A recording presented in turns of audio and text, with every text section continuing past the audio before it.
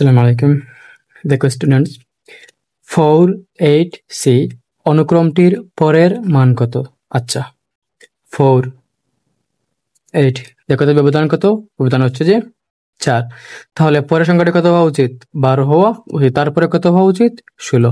আচ্ছা দেখো, আমরা হেক্সাডেসিমেলে 9 এর পর A কে বলি হচ্ছে যে 10, B কে বলি হচ্ছে যে 11, C কে বলি হচ্ছে যে 12।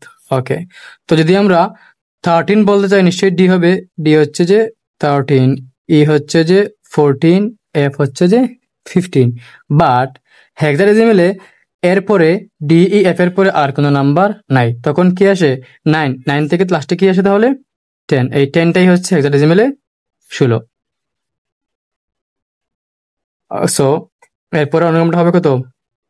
এখানে আমি তোকে বুঝাই। এফ যে 15, তারপরে কত আসা উচিত ছিল এখানে?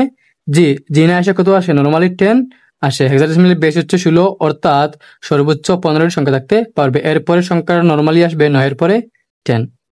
10 না, অ্যাকচুয়ালি এটা মেনলি 16। হেক্সাডেসিমেলে 16, নরমালি আমরা 10 বলি। সো এটা হচ্ছে যে আনসার।